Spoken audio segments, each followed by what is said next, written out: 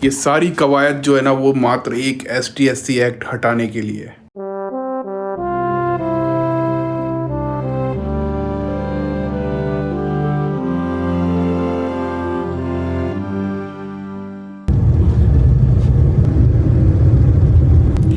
हमारा जो भारत देश है ना, ये हाथी की दांत की तरह है। इसके दिखाने के दांत कुछ और होते हैं और खाने के दांत कुछ और। जो दिखाया जा रहा है ना वो वाले दांत है ना, एक्चुअल में हमारा भारत वैसा नहीं है। और जैसे मैंने आपको प्रॉमिस किया था, आज मैं एक स्टोरी सुनाने वाला हूँ, लेकिन उससे पहले मैं अपने वकील के पास जा रहा हूँ और उससे इस बारे में विचार विमर्श करना चाह रहा हूँ। इस तरह से अगर मैं सबूतों को ऑनलाइन रखता हूँ तो क्या मुझ पर कोई कार्रवाई होगी या नहीं होगी। ये कहानी एक ऐसे मोहल्ले की है जो पूरे भारत में हर शहर में होता होगा। कुछ दलित अपर कास्ट लोगों के सामने झुककर रहते होंगे और वो अपर कास्ट व्यक्ति जो है, सो कॉल्ड अपर कास्ट, अपने आप को महान समझता है और वो इस तरह से बिहेव करता है कि उन 4 5 6 जितने भी दलित वहाँ रहते हैं उनका प्रतिनिधित्व वो करता हो, उनका उद्धार वो करेगा या उनका हीरो वो है। जो भी समस्या आएगी ये upper caste, so called upper caste व्यक्ति जो है उनका उद्धार करेगा। मुझे लगता है हर एक मोहल्ले में एक ऐसा व्यक्ति होता है जो बहुत मीठा बोलता है। हमको लगता है यार कि हमें कुछ भी मुसीबत होगी ना तो यही व्यक्ति हमें बाहर निकालेगा। आप लोग को इतना बड़ा गलत फहमी होती है ना, क्योंकि यही वो व्यक्ति होता है जो ये सोचता है कि कब इन सालों को दबाऊं मैं नीचे। और वही कहानी जो है एक ऐसे व्यक्ति के साथ घटी जो अपने आप को बहुजन ब्लॉगर बोलता है। ये तो बिल्कुल देसी कुत्ता बन गया, खुजा खुजा के। मैं उसके लिए देखिए ये लेके आया हूँ, एक तो एक कंगा लेके आया हूँ। हाँ। और एक ये दवाई, ये बहुत महंगी। पहले ही देख लिया। ये इसमें है क्या? इसमें एक ट्यूब है जो ब्रूजो के सर पे डालना है ताकि सारे उसके कीड़े, अभी सारे कीड़े मर जाए। इसमें ज्यादा क्लियर दिख रहा है यार, इससे ज्यादा इसमें दिख रहा है क्लियर। जिस मामले में पुलिस मेरे घर आई थी ना, उस पर हमने कई महीने पहले स्टे ले लिया था और वो स्टे कब हट गया हमें बताया ही नहीं गया। ना ही हमारे पास किसी तरह का नोटिस भेजा गया कि हमको अब पुलिस के सामने पेश होना है या न्यायालय के सामने पेश होना है। नॉर्मली हमको है ना इस स्टे के बाद न्यायालय के सामने अपने सारे सबूत पेश करने थे और उसके बाद न्यायालय फैसला करता था कि हम सही हैं या फिर जिसने हम पर केस लगाया है वो सही है। और मुझे 99% अपने ऊपर यकीन था कि हमारे पास सारे प्रूफ थे और हम उस केस को फर्जी बताकर न्यायालय से खारिज कर देता। लेकिन एक फर्जी तरीके से इस स्टे को हटा दिया गया। अभी आपको बिल्कुल भी समझ नहीं आ रहा होगा कि मैं किस स्टे की बात कर रहा हूँ, किस फर्जी केस की बात कर रहा हूँ, किन सबूतों की बात कर रहा हूँ।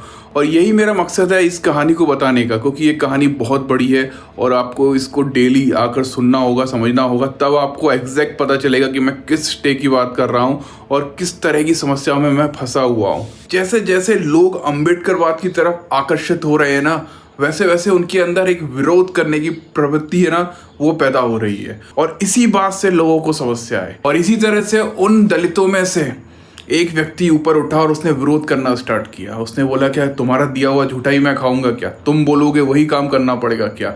तुम जब रास्ता दोगे तभी मैं निकलूंगा क्या? क्या तुम्हारे बिना मैं अपनी ज़िंदगी जी नहीं सकता क्या? मैं खुद स्वावलंबी नहीं हूँ? मैं खुद अपने फैसले नहीं ले सकता क्या? तुम्हारे फैसलों में ही हामी भरनी पड़ेगी क्या मुझे? और पता है आपको, जब वो इस तरह की बात कर रहा था व्यक्ति, तो आसपास के दलित उस पर हंस रहे थे, बोलते पागल हो गया यार, वो जो बोलेगा उसको ज़्यादा पता है, वो ज़्यादा पढ़ा लिखा है। आपको पता है जब गैलीलियो ने ये बोला था कि धरती गोल है, तब उस पर भी लोग बहुत मजाक उड़ाते थे, क्या पागल हो गया है क्या, इससे कुछ पता ही नहीं है यार, जो दुनिया बोल रही है वो पागल है, ये अकेला ही समझदार है। ऐसी ही परिस्थिति वहाँ पर पैदा हो गई। हमारे ही लोगों ने उस व्यक्ति का इतना मजाक उड़ाया, उसको अकेला कर दिया, उसको एहसास दिलाया कि तू अकेला है। अगर तू लड़ रहा है ना किसी व्यक्ति से, सो कॉल्ड अपर कास्ट से, तू अकेला है, तेरा साथ कोई नहीं देगा। और ये सारी चीजें है ना उस मोहल्ले के मुखिया के सामने हो रही थी और वो समझ रहा था।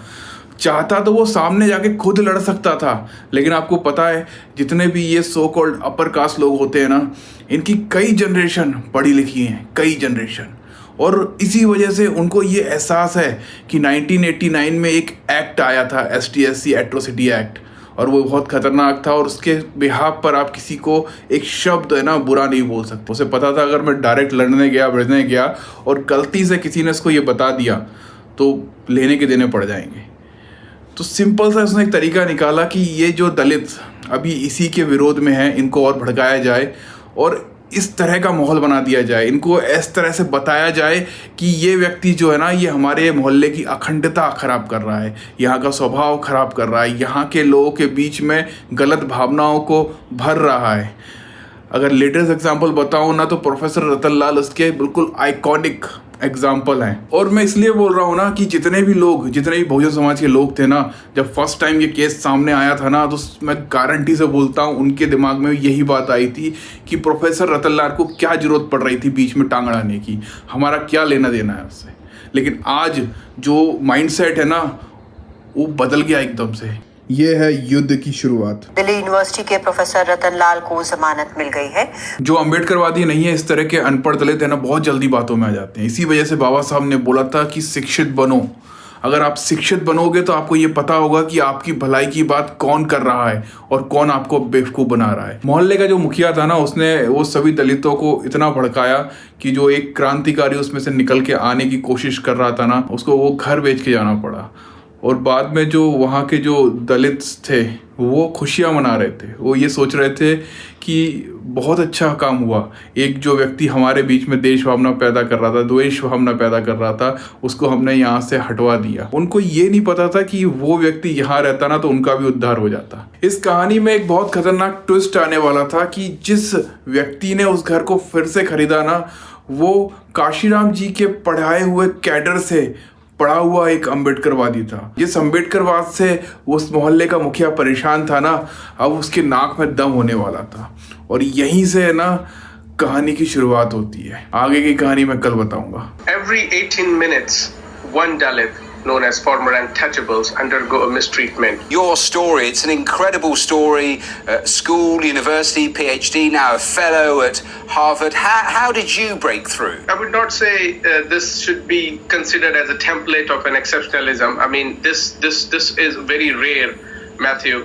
It had taken several generations to kind of hone and shape the way I am. सूरज भाई ने ना बिल्कुल सटीक बात बोली।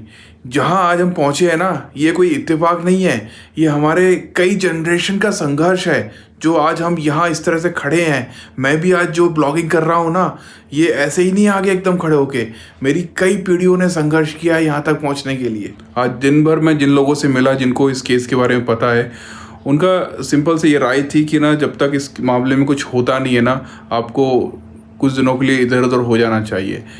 क्योंकि जो लोग इसमें इन्वॉल्व है ना, वो बड़े बड़े पद के अधिकारी हैं और वो जायज़ और नाजायज़ कुछ भी कर सकते हैं आपको घसीटने के लिए।